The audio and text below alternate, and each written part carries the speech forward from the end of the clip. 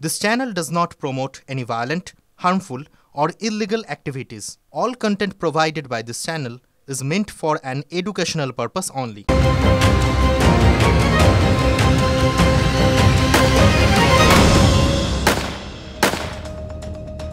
আর এই মুহূর্তে বড় খবরে নজর রাখছি। এনকাউন্টারে খতম সাজ্জাক। পাঞ্জিপাড়া গুলিকাণ্ডে এনকাউন্টারে খতম মূল অভিযুক্ত সাজ্জাক আলম এবং বাংলাদেশে পালানোর চেষ্টা করেছিল এই সাজ্জাক।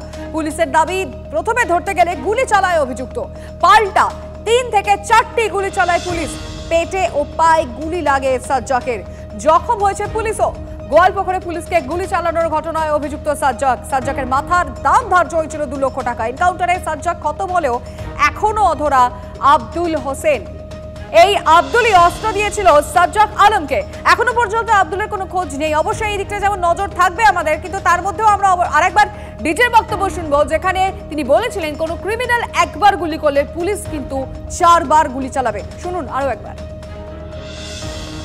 এটা যে দুষ্কৃতীরা যে গুলি চালিয়েছে, এটা আমাদের সকলের উপরে গুলি আছে, এটাকে আমরা ভালো জবাব দেব। We are trained like that. Normally আমরা যে নর্মাল লোকজন আছে ওদের আমরা সিকিউরিটি প্রোভাইড করি, আমরা ওদের জন্য সুরক্ষা প্রদান করি, কিন্তু যদি কোনো ক্রিমিনাল পুলিশ ফোর্সের উপরে গুলি চালাবে, যদি একটা গুলি চালাবে আমরা চারটা গুলি চালাবো। আমরা এটা প্রতিবদ্ধ আছি অ্যান্ড উইল ডু ইট। আর ঠিক তেমনটাই হলো। পুলিশের দিকে যখন সাজ্জাক আলম গুলি ছুড়লেন, পাল্টা পুলিশের 3 থেকে 4টে গুলি, প্রথমে পায়ে গুলি লাগে এবং তারপরে পেটে গুলি লেগেছে সাজ্জাক আলমের। এই এনকাউন্টার নিয়ে আইজি নর্থ বেঙ্গল কি বলেছেন শুনবো।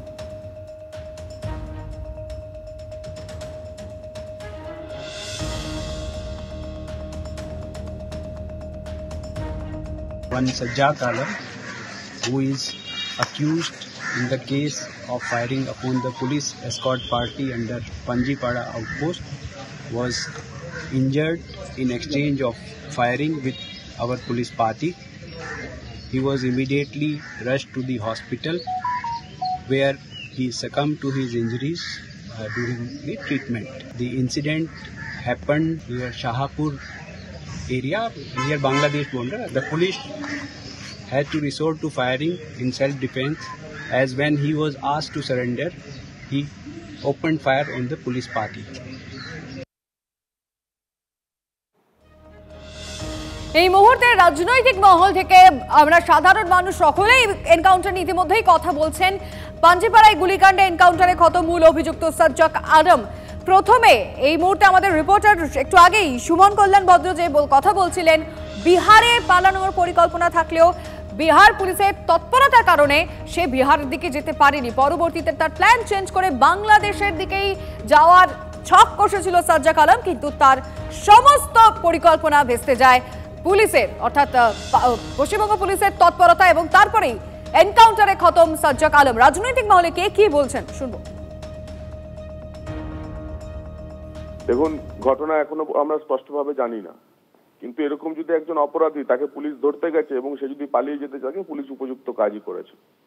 কিন্তু এই যে একটি ঘটনা দেখলেন, যে ঘটনাতে পুলিশের উপর গুলি চালানোর জন্য কারোর উপর এনকাউন্টার করা হলো, আমাদের আশঙ্কা পুলিশ এবার এটা বিজেপি কর্মীদের, বিজেপি কার্যকর্তাদের মারার জন্য করবে। বিজেপি কার্যকর্তাদের এনকাউন্টার করার জন্য তাদের উপর মিথ্যা মামলা লাগিয়ে তারপর তাদের এনকাউন্টার করবে।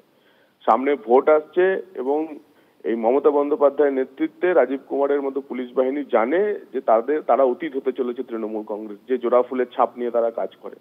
তাই এই এনকাউন্টার প্রথমে সাজ্জাদ নামে কোন এক দুদেল গায়ের উপর কার্যকর হলে পরেও এর পরবর্তীকালে এটা বিজেপির কার্যকর্তাদের উপর মিথ্যা মামলা দিয়ে এই এনকাউন্টার করার কাজ তারা শুরু করবে। আগে উত্তরপ্রদেশের যখন অপরাধীদের এনকাউন্টার করা হতো, তখন এই রাজ্যের মুখ্যমন্ত্রী চিৎকার করে উঠতেন, কারণ ওখানে সংখ্যালঘুদের মারা হচ্ছে। আমি বলবো অন্তত এক্ষেত্রে সংখ্যালঘু সংখ্যাগুরু না দেখে এক্ষেত্রে অপরাধ বিচার করে তাদের যদি পুলিশ ফেক এনকাউন্টারও করে, আমি বলবো তারা ঠিক করেছে। কারণ পুলিশের ওপর গুলি চালাবে আর পুলিশ বসে বসে গুলি খাবে, মাননীয় মুখ্যমন্ত্রী মেনে নিতে পারেন, ভারতীয় জনতা পার্টি বা সাধারণ মানুষ হিসেবে এটাকে আমরা মেনে নিতে প্রস্তুত নয়। বাংলাদেশে পালাবার চেষ্টা করছিল বলা হচ্ছে, অথচ 3 দিন হয়ে গেল বাংলাদেশে পালায়নি। তাহলে পালাবার চেষ্টা করছে কি করছে না এ সংক্রান্ত নানাবিধ প্রশ্ন থাকতেই পারে। কিন্তু হাওয়েভার পুলিশ বাহিনীর যে মনোবলটা দুর্বল হচ্ছিল সেটার জন্য ডিজি হয়তো কথাটা বলেছেন, কিন্তু পুলিশের নিরাপত্তা এতে পরিষ্কার হয়ে গেল না। পুলিশের নিরাপত্তাটার জন্য জরুরি হচ্ছে দুষ্কৃতীদের প্রশ্রয় দেওয়া বন্ধ করা, কারণ দুষ্কৃতীদের হাতেই পুলিশের নিরাপত্তা বিঘ্নিত হচ্ছে। মানুষের নিরাপত্তা যদি পুলিশ দেয় তাহলে মানুষ নিরাপত্তা দিতে পারে পুলিশকেও বটে।